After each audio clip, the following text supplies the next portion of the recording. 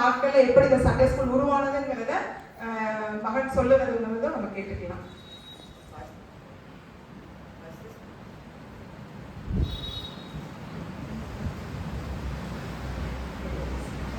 First ஸ்டார்டிங்ல வந்து 18th சென்ச்சுரியில வந்து இங்கிலாந்துல வந்து இண்டஸ்ட்ரியல் ரெவல்யூஷன் நடந்ததுனால வந்து குட்டி பசங்களை எல்லாருமே வந்து வேலைக்கு போயிட்டாங்க.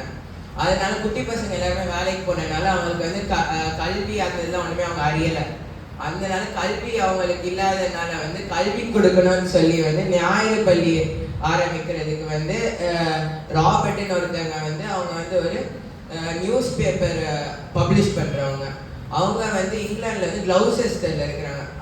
ஃபர்ஸ்ட் கிளவுசெஸ்டர்ல தான் வந்து ஞாயிறு பள்ளி வந்து ஆரம்பிக்கப்பட்டது. அவங்க வந்து ஃபர்ஸ்ட் நார்மலா வந்து எப்படி ரீட் பண்ணணும், எப்படி வந்து படிக்கணும், அந்த நார்மலா எப்படி படிக்கிறதெல்லாம் வந்து சொல்லி கொடுத்தாங்க.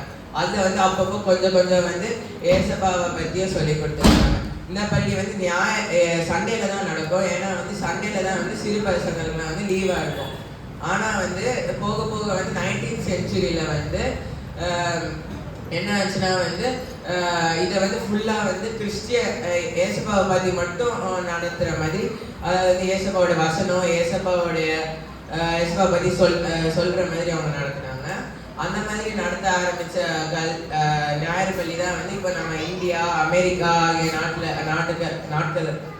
நாட்டுலலாம் அதாவது அவங்க அங்கெல்லாம் வந்து இப்போ வந்து ஞாயிறு பள்ளி நடந்துட்டு இருக்கு. அந்த மாதிரி ஞாயிறு பள்ளி வந்து ஃபர்ஸ்ட் வந்து ராபர்ட்னு அவங்க வந்து ஆரம்பிச்சாங்க.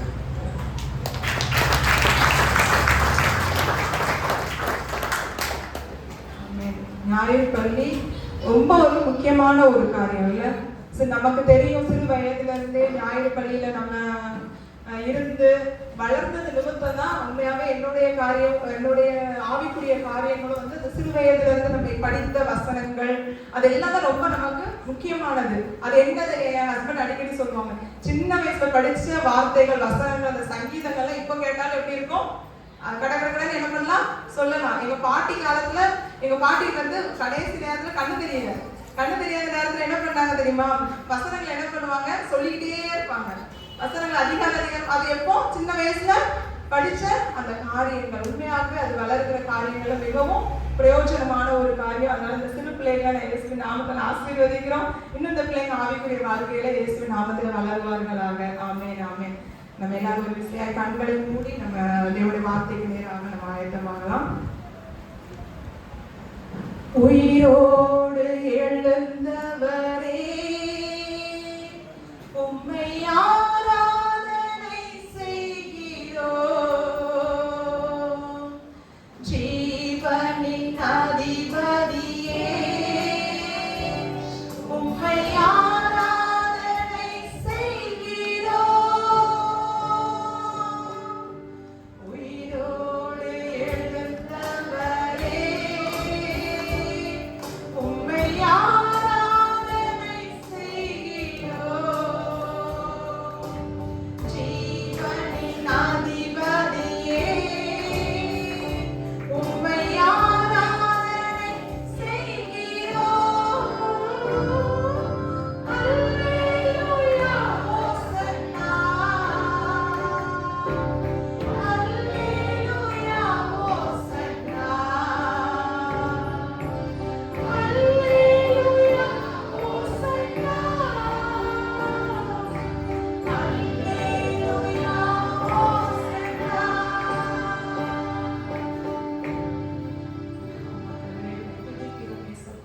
இந்த நேரத்திலேயும் அவ்வளவு நேரமாக சிறு பிள்ளைகளோடு இணைந்து தேவனாகிய கர்த்தரை நாங்கள் துதிக்கிறதற்கும் தேவனுடைய நாமத்தை மகிமைப்படுத்துகிறதற்கும் தேவன் கிருபை செய்தீங்க ஆண்டவர். இந்த நேரத்தில் ஆவியானவர் எங்களோடு கூட இடைப்படும். எல்லாரும் வாயில திறந்து கேளுங்களேன் ஏசப்பா, எங்களோடு நீங்க பேசுங்க. சிறு பிள்ளைகளா இருந்தாலும் கேளுங்க ஏசப்பா, எங்களோடு பேசுங்க அப்பா. பெரியவர்கள் ஒவ்வொரு எங்களோடு பேசுங்க ஆண்டவர். உங்க வார்த்தை இந்த நாள் எங்களோடு கூட பேசணும்ப்பா.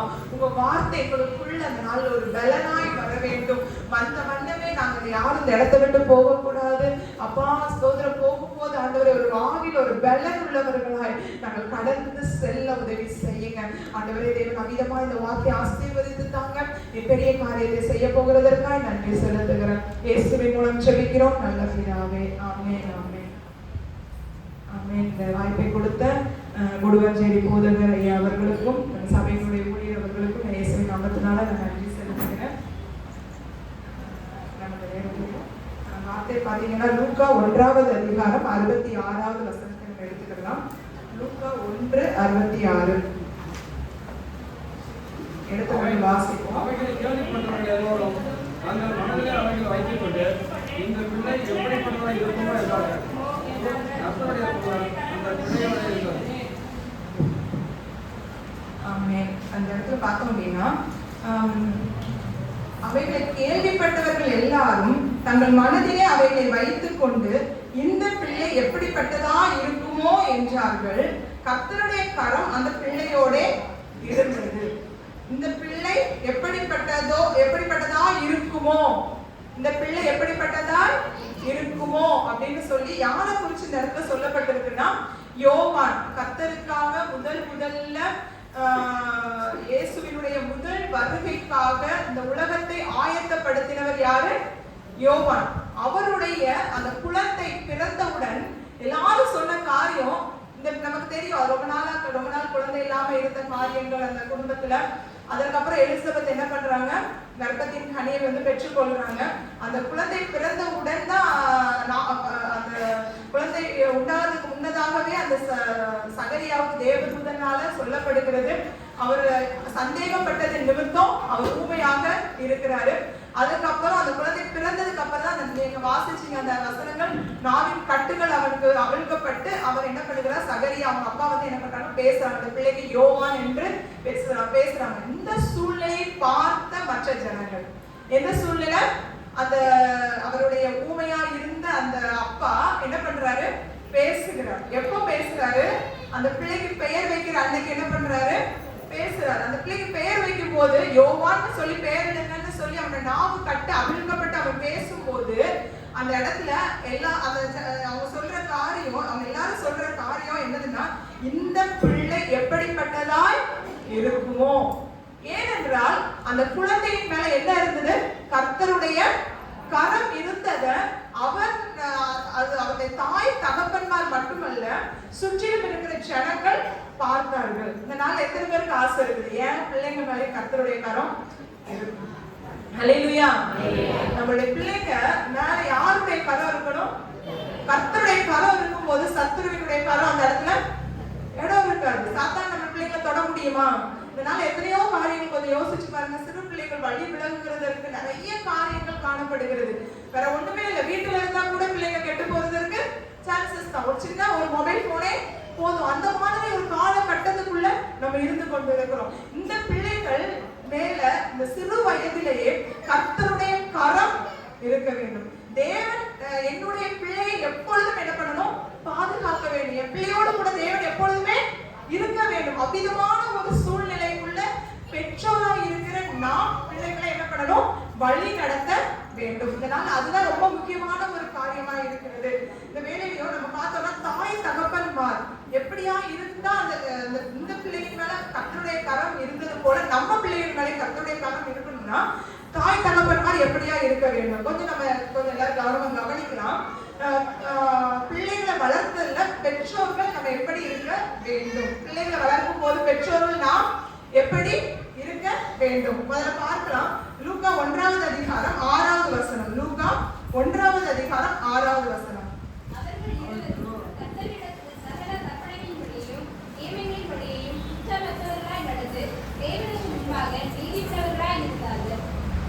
அந்த இடத்துல பார்த்தோம்னா யார் இருவரும்? சகரியா, எலிசபெத். சகரியா, எலிசபெத் ரெண்டு பேரும் தான், ரெண்டு பேருடைய குழந்தைகள் தான் கர்த்தருடைய கரம் இருந்தது இல்லையா? அப்போ அவங்க ரெண்டு பேரும் எப்படியா இருந்தாங்க? அந்த தாய் தகப்பன் எப்படியா இருந்தாங்கன்னா, கர்த்தரிட்ட சகல கற்பனைகளின் படியேயும் நியமங்களின் படியேயும் குற்றமற்றவர்களாய் நடந்து தேவனுக்கு முன்பாக நீதி உள்ளவர்களாய் இருந்தார்கள். ஆமென். இந்த நேரத்துல பாருங்களேன், ஆண்டவர் இட்ட சகல கற்பனையின்படி யார் நடந்தாங்க? தாய் தகப்பன்மார் முதல்ல நடந்தாங்க. நம்ம ஈஸியா என்ன பண்ணிடுவோம்? பிள்ளைங்களை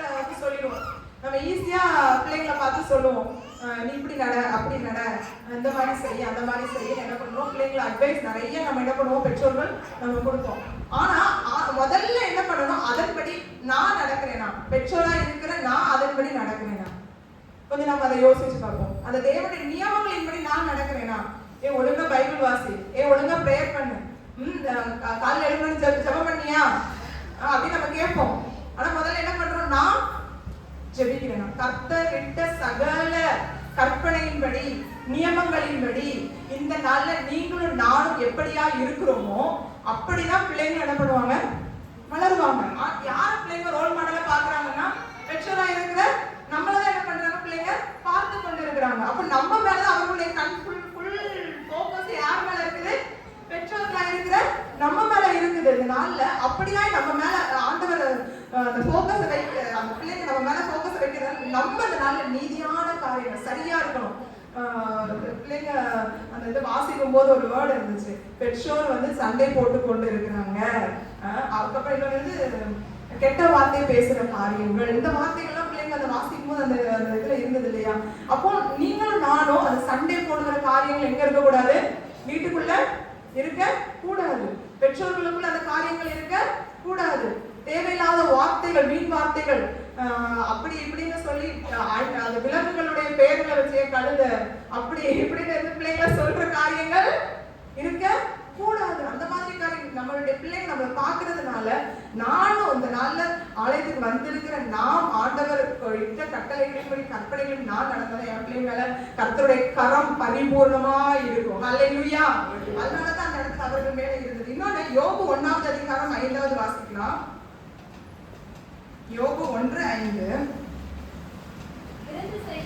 அவரவருடைய நாள்முறை முடிகிற போது யோபு ஒருவேளை என் குமாரர் பாவம் செய்து தேவனை தங்கள் இருதயத்திலே தூசித்திருந்திருப்பார்கள் என்று சொல்லி அவர்களை அழைத்தருளி பரிசுத்தப்படுத்தி அதிகாலமே எழுந்து அவர்கள் எல்லோருடைய ரகத்தின்படியையும் சர்வாக தகன வழிகளை செலுத்துவார். இன்னும் பிரகாரமாக யோபு அந்நாட்களில் எல்லாம் செய்து வருவார். இந்த இடத்துல சொல்லப்பட்டிருக்கிற காரியம், யோபு என்ன பண்ணாங்கன்னா, ஒருவேளை என் குமாரர் பாவம் செய்து தேவனை தங்கள் இருதயத்தில் தூஷித்திருப்பார்கள் என்று எண்ணி அவர்களை அழைத்து அவர்களை பரிசுத்தப்படுத்தி அதிகாலமே எழுந்து, அதை பாருங்களேன், அவர்களுடைய இலக்கத்தின்படியே சர்வாங்க தகன பலி என்ன பண்ணுகிறார், செலுத்துகிறதை பார்க்கிறோம். இது எதற்கு ஒரு அடையாளமா இருக்கிறதுன்னா, ஒரு மனிதன் இந்த நாள்ல ஒவ்வொரு பிள்ளைங்க நிறைய காரியங்களை பிள்ளைங்க என்ன பண்றாங்க, தவறுகளை வந்து செய்கிற காரியங்கள் உண்டுதான், இல்லைன்னு நான் சொல்லல. அப்போ அப்படி செய்யும் போது பிள்ளைகளுக்காக உத்தரவாதம் எடுக்கிற பெற்றோர்கள், ஹல்லேலூயா, எப்படி ஒரு உத்தரவாதம் எடுக்கணும், ஜெபத்துல திறப்பில நிற்கிறவர்களா இருக்க வேண்டும். சமாதான பலிகள் இந்த இடத்துல யாரு செலுத்த, சர்வாங்க பலி தகன பலியை யார் செலுத்தினா, யோபு யாருக்காக செலுத்தினார், தன்னுடைய பிள்ளைகளுக்காக என்ன பண்ணினார், அவர் செலுத்தினதை தன் பிள்ளைகள் தப்பு செஞ்சிருப்பாங்களோ, இப்படி ஆயிருக்குமோ, என் பிள்ளைகள் நிமித்தம் பாவம் உள்ள வீட்டுக்குள்ள என்ன வந்துவிட கூடாது, என் பிள்ளைகள் நிமித்தம் பாவம் வீட்டுக்குள்ள வந்துட கூடாது அப்படிங்கறது ஒரு உத்தரவாதம் எடுத்து தன் குடும்பத்துக்காக ஒரு உத்தரவாதம் எடுக்கிற ஒரு நல்ல ஒரு தகப்பனா யார் இருந்தாங்க, யோபு இருந்தாங்க. அப்படியா அவர் என்ன பண்ணினார், அதிகாலமே காலையில என்ன பண்ணுறார், எழுந்திருக்கிறார். எழுந்து என்ன பண்றாரு, பிள்ளைங்களுடைய இலக்கத்தை எத்தனை பிள்ளைங்க இருக்கிறாங்க அத்தனை பிள்ளைங்களுக்கு என்ன பண்றாரு, அந்த சர்வாங்க தகன பலியாம். அவ்விதமாக நமக்கு ஆண்டவர் கொடுத்த எத்தனை பிள்ளைங்க இருக்காங்க அத்தனை பிள்ளைங்களுக்கும் நம்ம உத்தரவாதம் எடுத்து காலையில என்ன பண்ண ஜெபிக்கிற ஒரு பெற்றோர்களாய் நம்ம என்ன பண்ண வேண்டும், காணப்பட வேண்டும். எனக்கு தெரிஞ்ச ஒரு சகோதரி வந்து என் பிள்ளைக்கு என்ன பண்ண முடியல, படிப்பு என்ன பண்ணல, வரவே இல்லை. எனக்கு ஒரு ஆன்டி வந்து சொல்லி கொடுத்த காரியம் இது, பிள்ளைங்களுக்கு படிப்பு வர மாட்டேங்குது, ரொம்ப கஷ்டப்படுறாங்க, மேக்ஸ் வந்து புரிஞ்சுக்கிடவே மாட்டேங்கிறாங்க அப்படின்னு சொல்லும் போது அந்த ஆன்டி என்ன சொன்னாங்கன்னா, நீ என்ன பண்ணு, காலையிலே எழுந்து என்ன பண்ணு, ஜெபம் முடிச்சதுக்கு அப்புறம் பிள்ளைங்க தலையில என்ன பண்ணு, கை வச்சு ஜெபம் பண்ணு. நீ ஜெபம் முடிச்சுட்டு முதல்ல என்ன பண்ணணும், பிள்ளைங்க 2 பேருடைய கைகள்லையும் தலைகள்லையும் அவங்க ஒரு வேளை தூங்கிட்டு கூட இருக்கலாம், தலையில கை வை, ஜெபம் பண்ணு. அப்படியா என்ன பண்ணாங்க, கற்றுக் கொடுத்தாங்க. அவர்கள் அந்த பொண்ணு வந்து என்னன்னா, ஸ்காலர்ஷிப்ல மேக்ஸே சுத்தமா வராத பிள்ளை பாத்தீங்கன்னா காலேஜ் இப்ப வேலை பாக்குறாங்க, அதெல்லாம் முடிக்கிறது ஸ்காலர்ஷிப்லயே அவங்க என்ன பண்ணாங்க, ஆண்டவர் அதை கேட்டு காலேஜ் முடிக்கிறதுக்கு ஆர்டர் திரும்ப செஞ்சாங்க, அப்புறம் நல்ல ஒரு வேலைக்கு ஆர்டர் போறதுக்கு உதவி செஞ்சாங்க. இவ்விதமாக ஒரு நல்ல ஒரு பெற்றோராக ஒரு எப்படி இந்த இடத்துல பாத்தீங்கன்னா ஒரு யோபு தன் பிள்ளைக்கு உத்தரவாதம் எடுத்து ஒரு தகன பலியை செலுத்தணும், அதே போல நானும் என் பிள்ளைகளுக்காக ஜபங்களை ஏறெடுப்பேன். எத்தனை பேர் ஆமேன்னு சொல்றீங்க? ஆமென் ஆமென். அவ்விதமாய் நல்ல ஒரு தாயாக நாம் இருக்க வேண்டும் என்பது ஆண்டவருடைய விருப்பமாய் இருக்கிறது. இன்னொரு காரியத்தை நம்ம பார்க்கலாம். 1 தீமோத்தேயு 1வது அதிகாரம் 5வது வசனம். 1 தீமோத்தேயு 1:5. கற்பனையின் பொருள் என்னவெனில் சுத்தமான இருதயம் 2 தீமோத்தேயு 1:5. கற்பனையின் பொருள் என்னவெனில் 2 அந்த தீமோத்தேயு 1. விசுவாசம் முந்தி உன் பாட்டியாகிய லோவிசாளுக்குள்ளும் உன் தாயாகிய ஐகோனியாக்குள்ளும் நிலைத்திருந்தது. அது உனக்குள்ளும் நிலைத்திருக்கிறது என்று நிச்சயித்திருக்கிறேன். அந்த இடத்துல நம்ம பார்த்தோம்னா தீமோத்தேயுவை குறித்து சொல்லப்பட்டிருக்கிறது. தீமோத்தேயுக்குள்ள இருந்த ஒரு விசுவாசம் எப்படியா இருந்தது? தீமோத்தேயுங்கிறது யார் அப்படின்னா, அவனுடைய தகப்பன் வந்து ஒரு கிரேக்கன், தாய் வந்து யூதஸ்து. ஓகேங்களா? அப்போ அந்த தாயும் அந்த பாட்டிக்குள்ளேயும் ஆண்டவரை குறித்த அந்த விசுவாசம், தேவனை குறிச்ச அந்த அறிவு அதிகமா இருந்ததுனால அவ அந்த பிள்ளைகளுக்கு என்ன பண்ணாங்க, அந்த விசுவாசத்தை குறிச்சு என்ன பண்ணாங்க, போதிச்சாங்க. விசுவாசத்தை குறிச்சு ஒரு நல்ல போதிக்கிற ஒரு தாயாகவும் போதிக்கிற ஒரு பாட்டியாகவும். அல்லேலூயா.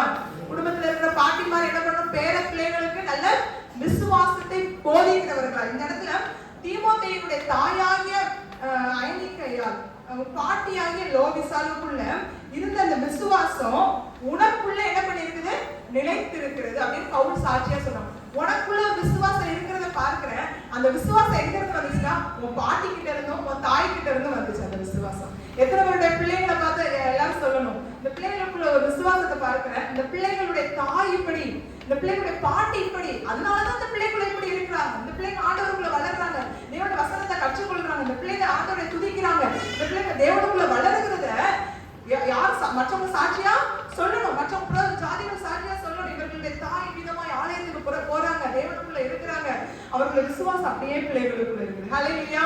அவ்விதமாய் பிள்ளைகளை நாம் என்ன பண்ணணும், வளர்க்கணும். என் பிள்ளைகளுக்குள்ளேயும் எனக்குள்ள இருக்கிற விசுவாசம் எங்க போகணும், என்னுடைய பிள்ளைகளுக்குள்ள போகணும். அதனால அப்படியே ஸ்டாப் ஆகி விட கூடாது. அதனால அவ்விதமாய் ஒரு விசுவாசத்தை போதித்து ஊட்டி வளர்க்கிற ஒரு தாயாக, ஒரு தகப்பனாய் நாம் இருக்க வேண்டும் என்பது ஆண்டவர் செய்கிற ஒரு காரியமாய் இருக்கிறது.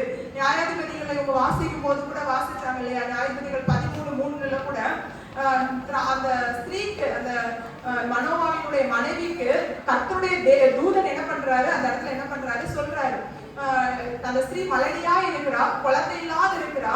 அந்த குழந்தை இல்லாத அந்த ஸ்திரீயை பார்த்து, உனக்கு நான் ஒரு குழந்தை நான் கொடுக்க போறேன், ஆனா நீ செய்ய வேண்டிய காரியம், நீ திராட்சரசம் மது குடியாதபடிக்கு, திராட்சரசம் ஒன்றும் புசியாதபடிக்கு எச்சரிக்கையா இரு. அல்லேலூயா. இந்த நாள்ல இந்த காரியம் எதுக்கு, நம்ம பிள்ளைகளை வளர்க்கிறதுல நமக்குள்ள இருக்கக்கூடாத காரியங்கள், பிள்ளைகளை வளர்க்கிற பெற்றோர்கள் நமக்குள்ள இருக்கக்கூடாத காரியங்கள் என்னன்னா, இந்த மாதிரி பழக்கங்கள், மது குடிக்கிற காரியங்கள். தேவன் வேதத்தை எழுதி கொடுத்திருக்கிற ஒரு நல்ல பிள்ளை, கர்த்தருடைய கரம் என் பிள்ளை மேல இருக்கணும் அப்படின்னா, கர்த்தருடைய கரம் என் பிள்ளை மேல இருக்கணும் அப்படின்னா, என்னுடைய பிள்ளைக்கு முன்னாடி ராட்சரசம் மது குடிக்காதவர்களாய் காணப்பட வேண்டும். இந்த காரியம் பாத்தீங்கன்னா, கடந்த நாள்ல என்னுடைய ஒரு ரிலேஷன் ஒருத்தவங்கள்ட்ட பேசி கொண்டிருக்கும் போது அவர் என்ன பண்றாரு, நல்லா மது குடிக்கிற ஒரு நபர், அவரை பார்த்து எங்க ரிலேஷன் ஒருத்தவங்க சொல்றாங்க, ஏடா நீ பண்ற இந்த பாவம் உன் பிள்ளை லாஸ்ட் என்ன பண்ணும், அந்த காரியத்துக்குள்ள வந்துரும்டா, அதனால நீ என்ன பண்ணாத, அதை செய்யாது. உன் பிள்ளை வளர்த்து நீ இப்படி இருக்கிற நினைக்கிறதுக்கு முன்னாடி நீ என்ன பண்ணிடு, மனம் திரும்பிடு, நீ என்ன பண்ணிடு, அந்த பாவத்தை விட்டு வந்துடு. இந்த நாள்ல உண்மையான ஒரு வேதனையான ஒரு காரியம் கிறிஸ்தவர்களுக்குள்ள இருக்கிறதால இந்த மாதிரி ஒரு குணங்கள் ரொம்ப ஒரு வேதனையான ஒரு காரியம் காணப்படுகிறது. நம்ம குடும்பங்களுக்குள்ள அப்படி என்ன பண்ணக்கூடாது இருக்கணும். ஏன் பிள்ளைகளை கர்த்தருடைய கரம் இருக்கணும்னா, நான் ஒரு பரிசுத்தமா இருக்க வேண்டும். ஹல்லேலூயா. என்னுடைய சுத்தமுள்ள மனசாட்சி, நிறைய நேரங்கள்ல ஒன்லி இந்த இது மட்டும் கிடையாது, திராட்சரச மதுபானம் குடிக்கிறது மட்டும் கிடையாது, நிறைய பாவ காரியங்கள். அதற்கு நான் என் பிள்ளை முன்னாடி சாட்சியா இருக்கும் போதுதான் தேவனுடைய கரம் என்ன இருக்கும், என் மேல இருக்கும், என் பிள்ளை மேல இருக்கும். இதனால ஆண்டவர் என்ன பண்ணுகிறார், அதை நம்ம இடத்தை எதிர்பார்க்கிறார். இன்னும் எப்படியா நம்ம இருக்கக்கூடாதுன்னு சொல்லும் போது 1 சாமுவேல் 8வது அதிகாரம் 3வது வசனத்தை நம்ம பார்க்கலாம். 1 சாமுவேல் 8:3. ஆனாலும் அவனுடைய குமாரர் அவன் வழிகளில் நடவாமல் பொருளாசைக்கு சாய்ந்து பரிதானமாகி நியாயத்தை புரட்டினார்கள். இந்த இடத்துல யாருடைய பிள்ளைகள் வந்து பொருளாசையில சாய்ந்து பரிதானம் வாங்கி நியாயத்தை புரட்டினார்கள் என்று நம்ம பார்த்தோம்னா சாமுவேலினுடைய பிள்ளைங்க. யாருடைய பிள்ளைங்க? சாமுவேல். 1 சாமுவேல் 2 சாமுவேல் புஸ்தகங்கள் அவருடைய பேராலவே எழுதப்பட்டிருக்கு. அவ்வளவு பெரிய ஒரு தீர்க்கதரிசி தான் யாரு? சாமுவேல். அவர் தன்னுடைய பிள்ளையை எப்படியா வளர்க்கல? அவர் மாதிரி என்ன பண்ணல? வளர்க்கல. இந்த நாள்ல கொஞ்சம் யோசிச்சு பாருங்க. நிறைய ஊழியர்களா இருக்கலாம், கிறிஸ்தவர்களா இருக்கலாம், தன்னுடைய பிள்ளைகளை சரியான வழியில நடத்துறதுல என்ன பண்றாங்க? தவறுதலை செய்து விடுகிற காரியங்கள் உண்டு. இந்த இடத்துல பாத்தீங்கன்னா ஒரு இடத்துல சாமுவேல் சொல்லுவாரு, ஜனங்கள் முன்னாடி சொல்லுவாரு, என்கிட்ட ஏதாவது நீங்க குற்றத்தை கண்டுபிடிக்கிறீங்களா அப்படின்னு கேட்பாரு. ஜனங்கள் சொல்லுவாங்க, நீங்க எந்த குற்றமும் செய்யவே இல்லை அப்படின்னு அந்த இடத்துல ஜனங்கள் எல்லாம் சொல்லுவாங்க. ஆனா அவனுடைய பிள்ளைங்க எப்படி இருந்தாங்கன்னா, பொருளாசைக்கு சாய்ந்து பரிதானம் வாங்கி, பொருளாசை இருக்குது, பரிதானம் இருக்குது, லஞ்சம் வாங்குகிற காரியம் இருக்குது, நியாயமான காரியத்தின்படி அவர்கள் செய்யல. அவர்கள் ஆசாரியரா இருந்த அவர்கள் என்ன பண்ணல? நியாயத்தை என்ன பண்ணல? அவர்கள் புரட்டி போட்ட காரியம் அவர்களுக்குள்ள காணப்பட்டது. ஆனா இந்த சாமுவேலுக்கு முன்னாடி சாமுவேல் இடத்துலதான் யார் பேசினாங்க? யார் பேசினாங்க? ஏசப்பா பேசினாங்கல்ல. குட்டி சாமுவேலா இருக்கும்போது ஆலயத்துல அவங்க அம்மா போய் என்ன பண்ணிட்டாங்க? அவன் ஆலயத்துல வளர்க்கிறதற்கு விட்டுட்டாங்க. விட்ட உடனே என்ன பண்றாங்க? அந்த இடத்துல அவனோடு கூட என்ன பண்றாரு? ஆண்டவர் பேசுகிறார். சாமுவேலே கூப்பிடுறாரு. கர்த்தாவே சொல்லும், அடியேன் கேட்கிறேன்னு சொல்லும் போது ஏலியினுடைய குடும்பத்தின் காரியத்தை யாருக்கு வெளிப்படுத்துகிறார்? அது சாமுவேலுக்கு. அந்த வாசிப்போமா? அந்த 2வது அதிகாரத்துல 3வது அதிகாரம் 1 சாமுவேல் 3ல 13வது வசனம் வாசிக்கலாம். 1 சாமுவேல் 3:13. அவன் அறிந்திருந்தோம், அவர்களை அடக்காமல் போன நான் அவன் குடும்பத்துக்கு என்றும் நீங்காத நியாயத்திற்கு செய்வது என்று அவருக்கு அறிவித்தேன். யாருக்கு? ஏலி குடும்பத்துல இருக்கிற அவனுடைய பிள்ளைங்க பாவம் செய்றாங்கன்னு சொல்லி சாமுவேல் சின்ன வயசுல இருக்கும்போது அவனுக்கு ஆண்டவர் என்ன பண்றது? அறிவிக்கிறார். ஆனா அதே சாமுவேல் தன்னுடைய பிள்ளைகளை வளர்க்கிறதற்கு தவறி போயிட்டாங்க இல்லையா? இந்த வேலையில நம்மளும் அப்படிதான். நிறைய பேர் என்ன பண்ணுவோம்? அவங்க இப்படி, இவங்க அப்படி, இவங்க பிள்ளைங்களை வளர்க்கலாம், அவங்க மத்தவங்க என்ன பண்றோம்? சரி, நம்ம நியாயம் தீர்த்துட்டு இருக்கிறோம். முதல்ல என்ன பண்ணணும்? நான் என் பிள்ளைய சரியா வளர்க்க வேண்டும். அந்த இடத்துல அந்த ஆண்டவர் சொல்லுகிற வேதனையான ஒரு காரியம் பாருங்க. அவன் குமாரன் தங்கள் மேல் சாபத்தை வர பண்ணினார்கள். அவனுடைய குமாரன் மேல என்ன வந்துச்சா? சாபம் வந்துச்சா. அவன் அறியாதிருந்தும் அவர்களை அடக்காமல் போன பாவத்தின் நிமித்தம் நான் அவன் குடும்பத்துக்கு என்றும் நீங்காத நியாய தீர்ப்பு செய்வேன் அப்படின்னா அவன் என்ன பண்ணல? அவர்களும் அடக்கல, இவனும் என்ன பண்ணல? அடக்கல. அவர்களும் பிள்ளைகளும் என்ன பண்ணல? அடக்கல. பெற்றோராகிய இவரும் என்ன பண்ணல? அவர்களை அடக்கல. அதுதானே அந்த இடத்துல ஆண்டவர் சொல்ற காரியம். அப்ப நிறைய நேரத்துல நம்ம வளர்ந்ததுக்கு அப்புறம் அடக்கிறதுக்கு நம்ம ட்ரை பண்ணுவோம். எவ்வளவு பெருசா வளர்ந்ததுக்கு அப்புறம் ஐயோ இப்படி ஆயிடுச்சு அப்படின்னு சொல்லி வேதனையோடு பெற்றோர்கள் இருக்கிற பெற்றோர்கள் நிறைய பேர் இருக்கிறாங்க. ஐயோ என் பிள்ளைங்க அப்படி போறோம் அப்படி போறோம். ஆனா நம்ம வளர்க்க வேண்டிய இடம் எங்க? இந்த சண்டே ஸ்கூல் பருவங்கள்ல, இந்த சிறு வயது பருவத்தில், இந்த வயதுல நம்ம என்ன பண்ண வேண்டும்? பிள்ளைகளை அடக்கணும். அந்த அடக்கிற காரியத்தை யார் விட்டுட்டாங்க? அந்த ஏழி விட்டது நிமித்தம் தான் அவன் மாத்திரம் இல்ல, அவனுடைய பிள்ளைங்க அவனும் என்ன பண்ணுகிற? ஏழி என்ன பண்ணுகிற? மரித்து போகிறத நம்ம பார்க்கிறோம். அந்த ஊழியம் யாருக்கு வருகிறது? சாமுவேலுக்கு வருகிறது. இதை தெரிந்து கொண்ட சாமுவேலே அதை செய்யல. எனக்கு இந்த இடத்துல வாசிக்கும் போது அதான் இது தெரிஞ்ச சாமுவேல் கூட ஆண்டவர் எவ்வளவு உணர்த்தி பேசி இருக்கிறாரு. ஆனா இதே மாதிரிதான் இந்த சபையில ஆண்டவருடைய சத்தியம் நிறைய வரும். அதெல்லாம் நமக்கு தெரியதான் செய்யும். ஆண்டவர் உணர்ந்ததான் செய்வாரு. ஆனாலும் என்ன பண்ணுவோம்? நம்ம செய்ய மாட்டேங்கிறோம். வேதனையான காரியம். நம்ம ஜாக்கிரதையா இருக்கிறதுல இதுல என்ன பண்ணி விடணும்? பிள்ளைகளை வளர்க்கறதுல ரொம்ப ஜாக்கிரதையா இருக்க வேண்டும். அதை எபேசியர் அந்த 6வது அதிகாரத்துல பிள்ளைங்க வாசித்தாங்க இல்லையா? அந்த பிள்ளைகளை உங்கள் பெற்றோருக்கு கீழ்ப்படியுங்கள், இது நியாயம், உங்களுக்கு நன்மை உண்டாயிருப்பதற்கு, பூமியில வாழ்நாள் நீடித்திருப்பதற்கு.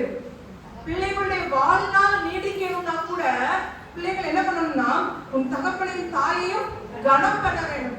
நான் நீங்க என்னுடைய தகப்பனையும் தாயையும் கனம் பண்ணனா என்னுடைய வாழ்நாள் நீடிக்கும் என்று வேதவசனம் சொல்லுது. இந்த நாள் அவ்விதமாய் பிள்ளைகளை என்ன பண்ணணும்? நம்ம நடக்க வேண்டிய வழியில் பிதாக்களே நீங்கள் பிள்ளைகளை கோபப்படுத்தாதீர்கள், கர்த்தருக்கேற்ற சிற்சையில போதனையில கர்த்தருக்கேற்றபடி அந்த சிற்செய்தியும் போதனையும் என்ன பண்ண வேண்டும், நடத்த வேண்டும். உபாகமம் 6வது அதிகாரம் 6வது வசனத்தை பார்க்கலாம்.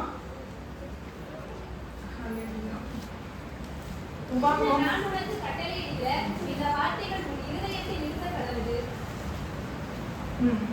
இன்று நான் உனக்கு நீ கட்டளை அவைகளை உன் பிள்ளைகளுக்கு கருத்தாய் போதித்து, நீ உன் வீட்டில் உட்கார்ந்திருக்கும் போதும், வழியில் நடக்கிற போதும், படுத்துக் கொள்ளுகிற போதும், எழுந்திருக்கிற போதும் அவைகளை குறித்து பேசி.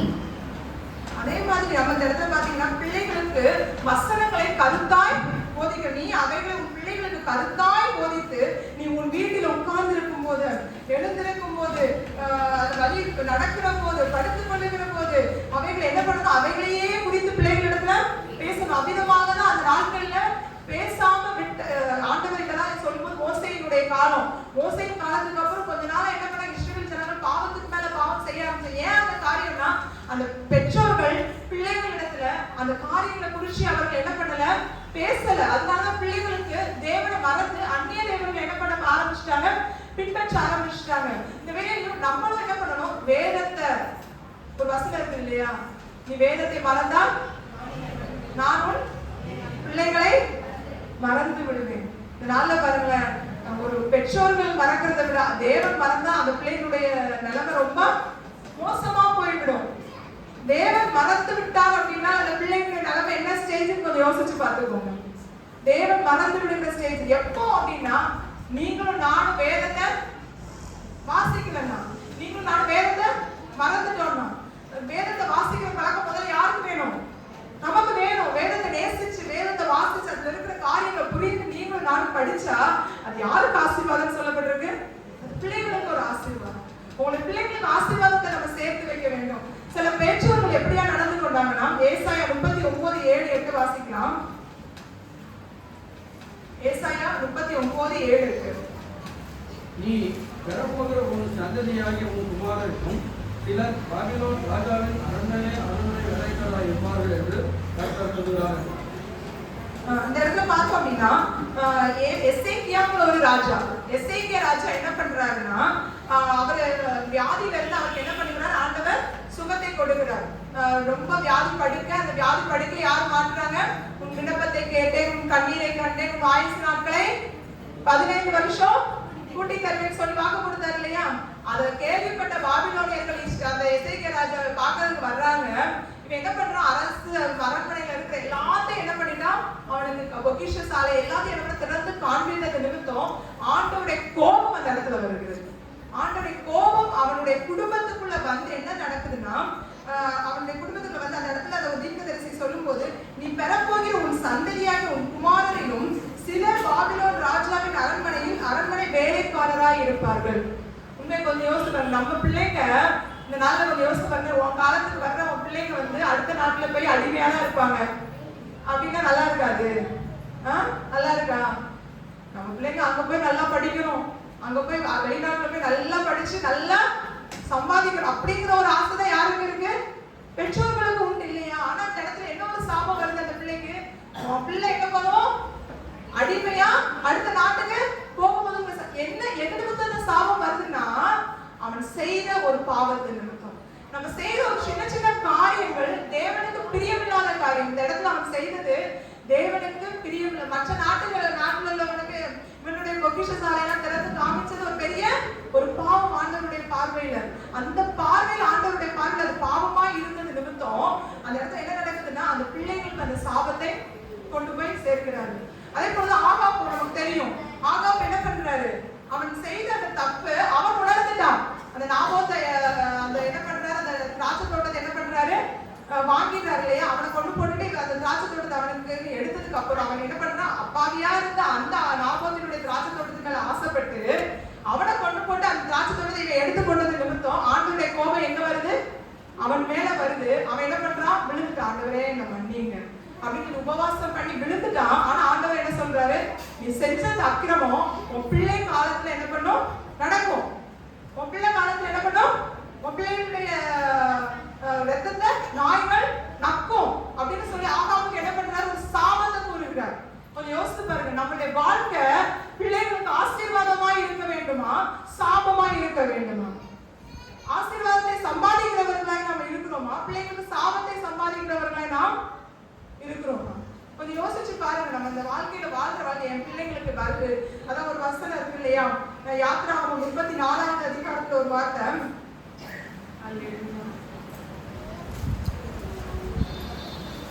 யாத்திராகமம் 34ல 7வது வசனம் வாசிக்கிறேன். 1000 தலைமுறைகளுக்கு இரக்கத்தை காக்கிறவர், அக்கிரமத்தையும் மீறுதலையும் பாவத்தையும் மன்னிக்கிறவர், குற்றவாளியை குற்றமற்றவனாக விடாமல் பிதாக்கள் செய்த அக்கிரமத்தை பிள்ளைகளிடத்துக்கும் பிள்ளைகளுடைய அக்கிரமத்தை பிள்ளைகளுடைய பிள்ளைகளிடத்திலும் 3ஆம் 4ஆம் தலைமுறை மட்டும் விசாரிக்கிறவர் என்று கூறினார். அப்போ நம்ம பிதாக்கள் செய்த அக்கிரமம் பிள்ளைகளிடத்துக்கு 3ஆம் 4ஆம் தலைமுறை மட்டும் போகும் என்று எங்க சொல்லப்பட்டிருக்குது? வேதம் சொல்லப்பட்டிருக்கு. அதனால நம்ம என்ன பண்ண வேண்டும்? தேவனுடைய சமூகத்தில் பிள்ளைகளுக்காக எப்படி ஒரு யோபு உத்தரவாதம் எடுத்து செபித்தாரோ அபிதமாய் உத்தரவாதம் எடுத்து செபிக்கிறவர்களாய், ஒரு தாய் ஒரு பாட்டிக்குள்ள இருந்த விசுவாசம் பிள்ளைகளுக்குள்ள ஊட்டப்பட்டு எப்படி ஒரு தீமோத்தேயு விசுவாசத்தில் நிலைத்திருந்தாரோ அபிதமான ஒரு விசுவாசத்தில் நிலைத்திருக்கிற வேண்டிய பிள்ளைகளாய் நான் என் பிள்ளைகளை என்ன பண்ண வேண்டும்? வளர்க்க வேண்டும். இந்த நாள்ல பிள்ளைகளுக்கு நம்ம அடிக்கடி நம்ம ஜெபம் பண்ணுவோம். பிள்ளைகளுக்காக ஜெபிக்கும் போது ஆண்டவரே சாலமோன் கொடுத்த, எல்லாருமே ஜெபிக்கிறது சாலமோனின் ஞானத்தை பிள்ளைகளுக்கு கொடுங்க ஆண்டவரே அப்படின்னு சொல்லி வாசிப்போம். 1 சாமுவேல்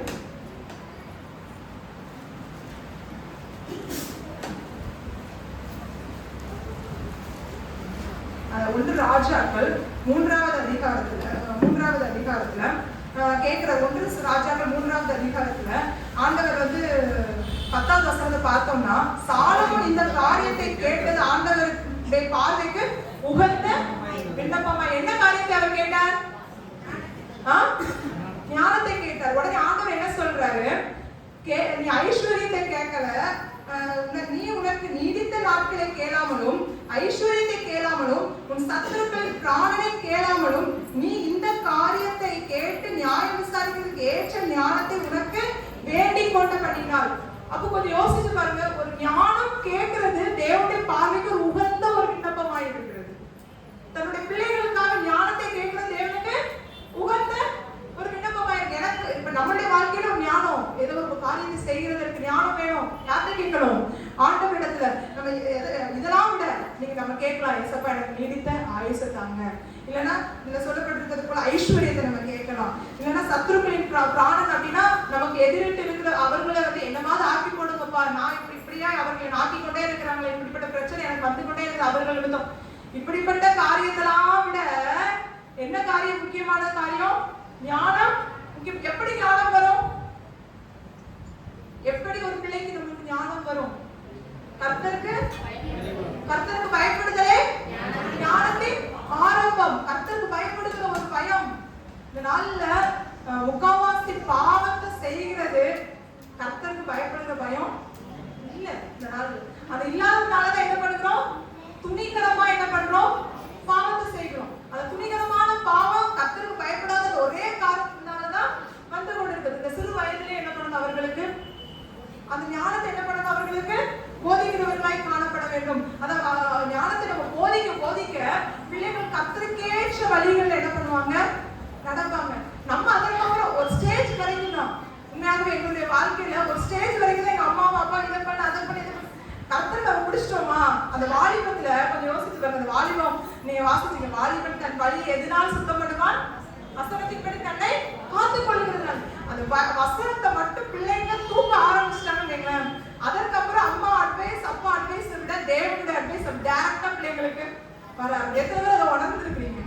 ஆமே, என்னோட வாழ்க்கையில ஒரு ஸ்டேஜ் வரைக்கும் தான் அம்மா, சில நேரங்கள் அம்மா அப்பா அட்வைஸ் நம்ம கஷ்டமா இருக்கும். அதுக்கப்புறம் இந்த வேதத்தை தூக்க ஆரம்பிச்சதுக்கு அப்புறம் நம்ம வந்து அதுல இருந்து ஆண்டவர் சொல்றது, ஓ இது தப்பு, இந்த காரியத்தை செய்யக்கூடாது, தேவனுக்கு பிடிக்காது அப்படின்னு சொல்லி காரியங்கள் இந்த வேதத்தை தூக்கி வாசிக்க தான் இதுல இருந்து நம்ம என்ன பண்ணுகிறோம்? நமக்கு ஆண்டவர் சரியான ஆலோசனை, சரியான நேரத்துல சரியான ஆலோசனை இந்த வேத புத்தகம் நமக்கு கொடுக்குது. அந்த ஸ்டேஜ் வரைக்கும் நீங்க பிள்ளைகளை வளர்க்க வேண்டியது பெற்றோரா இருக்கிற நம்மளுடைய முக்கியமான ஒரு கடமையா இருக்குது. இந்த வேலையை கூட எல்லாரும் நம்ம ஒரு எச்சரிக்கையா இருக்க வேண்டிய அந்த நாட்கள்ல இதுதான் ரொம்ப முக்கியமான காரியம். ஒரு பிள்ளைகளை ஆவிக்குரிய காரியத்துல வளர்க்க வேண்டும். பிள்ளை வளர்ந்து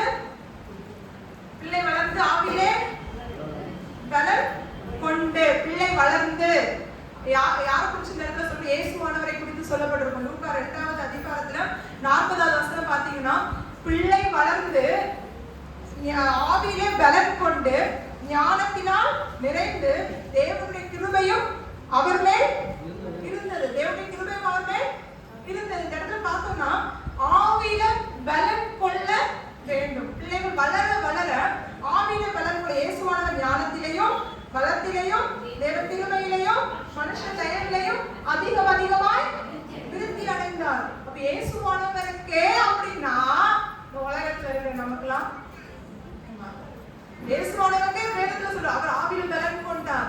ஆவியில பலன் கொள்ளும் போதுதான் பாவத்தை ஜெயிக்கிற பிள்ளைகள் வாழ முடியும். தேவனால் பிறப்பதெல்லாம் உலகத்தை, நம்முடைய விசுவாசம் உலகத்தை ஜெயிக்கிற ஜெயம். தேவனால பிறந்திருக்காங்களா? தேவனால நீங்க உங்க பிள்ளைகளை பிறக்க வைக்கணும். தேவனால எப்படி தேவனால பிறக்க வைக்கணும்? என் பிள்ளைங்க வந்து சொல்லணும், ஆண்டவர் தான் மெய்யான தேவன், அவர் தான் கிறிஸ்து, அவருடைய வித்து எனக்குள்ள இருக்கு, நான் பாவம் செய்ய மாட்டேன். எப்படி? அவருடைய வித்து யாருக்குள்ள இருக்கு? எனக்குள்ள இருக்கு, நான் பாவம் அப்படின்னு என் பிள்ளைங்க சொல்ற வரைக்கும் நான் என்ன பண்ணணும்? சரியான அது வரைக்கும் உத்தரவாதம் எடுத்து ஜெபிக்கிற வேலை நம்மளுடைய வேலை. ஒரு பிள்ளைங்க முன்னாடி நம்ம முழங்கால் போட்டு ஜெபிக்கிறோமா? கொஞ்சம் யோசிப்பேன். பிள்ளைங்க முன்னாடி நீங்களும் நான் முழங்கால் போட்டு ஜெபிக்கிறோமா? அந்த வேத புத்தகத்தை வாசிக்கிறோமா? இன்னும் இதுவரைக்கும் இல்லைன்னா தயவு செய்து இன்னும் அந்த காரியங்களை என்ன பண்ணுங்க, மாற்றிக்கோங்க. உங்களுக்கு ஒரு ஜெபனையா வேணும். பிள்ளைங்க சொல்லணும், எங்க அம்மா அப்பா ஜெபிச்சுட்டு இருக்கிறாங்க. பிள்ளைங்க எங்க அம்மா ஜெபிக்கிறாங்க, எங்க அப்பா ஜெபிக்கிறாங்க. பிள்ளைங்க சொல்லணும். பிள்ளைங்களை அந்த வேதத்துல சொல்லிருக்கிறது, பரிசுத்த புருஷர்கள் தங்களுடைய பரிசுத்தமான கரங்களை உயர்த்தி ஆலயத்தில் ஜெபிக்கணுமா? பரிசுத்தமான கரங்கள் தேவாலயத்துல புருஷர்கள் உயர்த்தணும். அபிதமான ஒரு காரியத்தை புருஷர்கள் செய்யணும். வேதவசனத்துல சொல்லுது. இதனால அபிதமாய் தேவனோடு இருக்கிற ஐக்கியம், யோபுவை போல, ஒரு ஐனிக்கையா லோபிசாலை போல, ஒரு சகரிய எலிசபெத்தை போல நானும் என் பிள்ளைகள் என்ன பண்ணணும்? கருத்தாய் வளர்க்க வேண்டும். வளர்க்கும் போது ஆண்டவருடைய கரம் என் பிள்ளைகள் மேல இருக்கு. அல்லேலூயா. அப்படியே நம்ம கண்களை மூடிகளை ஜெபிக்கலாமா? இருக்கிற இடங்கள்ல முடிந்தவர்கள் முழங்கால் படிங்க. நம்ம ஆண்டவரை நோக்கி பார்க்கிறோம். முடிந்தவர்கள் முழங்கால் படிங்க. ஆண்டவரை நோக்கி பாருங்க. அல்லேலூயா. ஸ்தோத்திரம் ஆண்டவரே, ஸ்தோத்திரம் அப்பா, ஸ்தோத்திரம் அப்பா. அப்பா இறங்கும் அப்பா, இறங்கும் அப்பா. நான் உங்க வார்த்தையை தேவன் எங்களோடு கூட நீங்க பேசுனீங்க ஆண்டவரே, அதற்காக நன்றி அப்பா. நன்றியுள்ள இதயத்தோடு மெகுதிக்கிறோம் அப்பா. நன்றியுள்ள இதயத்தோடு மெகுதிக்கிறோம் ஆண்டவரே. அல்லேலூயா. ராஜாதி ராஜாவே, எல்லாரும் நேரத்தில் உங்களுக்காக உங்க பிள்ளைகளுக்காக நீங்க ஜெபிங்க. ஆண்டவர் சொன்ன காரியம் என்ன தெரியுமா? நீ உன் பிள்ளைகளுக்காக அழு.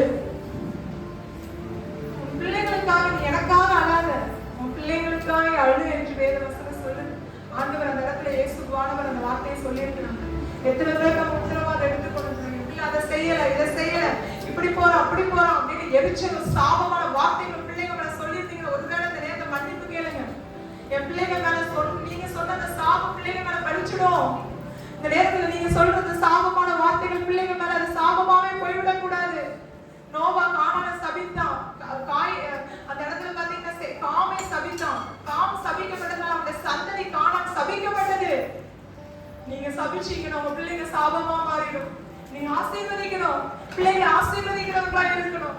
இந்த வேலையில ஒருவேளை பிள்ளைங்க இந்த நாள்ல செய்யற காரியங்கள் அவ்விதமாய் துர்க்குணமாய் இருந்தனா தேவனிடத்தில் அதிகாலையில யோபு பண்ணினது போல ஒரு ஜெபிக்கிற ஒரு தாயாய் தகப்பனாய் நான் எழும்ப வேண்டும். ஹல்லேலூயா. ரிபால சந்தர பாலருந்தர ஆவியானவரே கிருபை செய்யுங்க. ஆண்டவரே கேளுங்க, ஒரு கிருபையை கேளுங்க. இந்த நேரத்துல வாயில திறந்து கேளுங்க.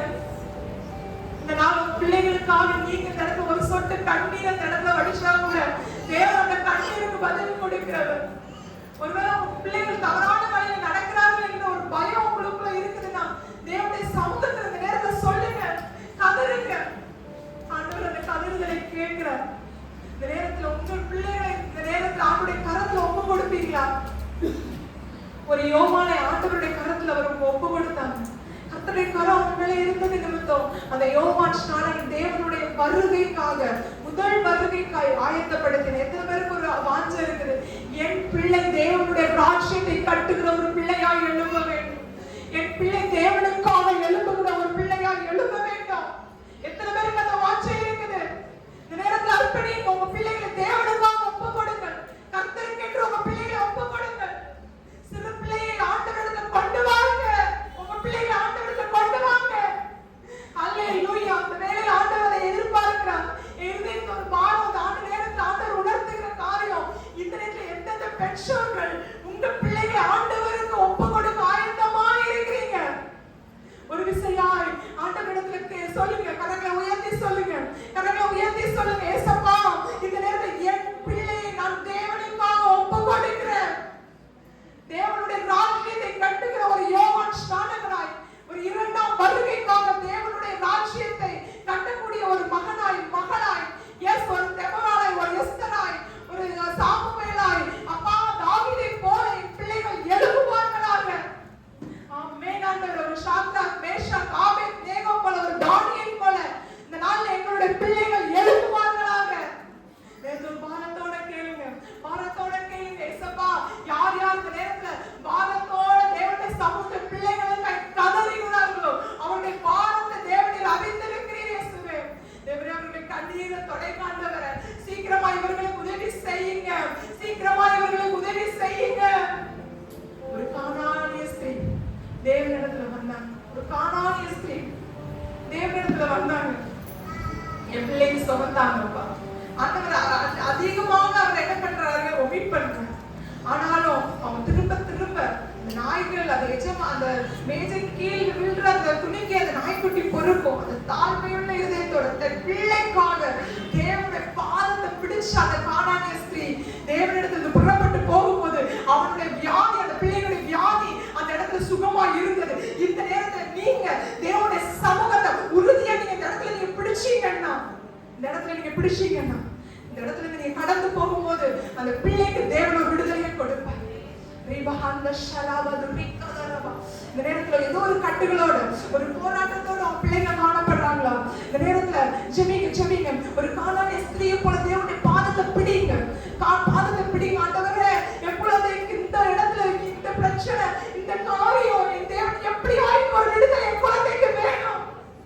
ஒருவேளை வியாதியா இருக்கலாம், இல்லைன்னா ஏதோ ஒரு தவறான காரியமா இருக்கலாம், தவறான பழக்கமா இருக்கலாம், தவறான நபர்களா இருக்கலாம், தவறான நண்பர்களா இருக்கலாம். எப்படியா இருந்தாலும் இந்த நாள் ஒரு விடுதலையை தேவன் கொடுக்க வேண்டும்.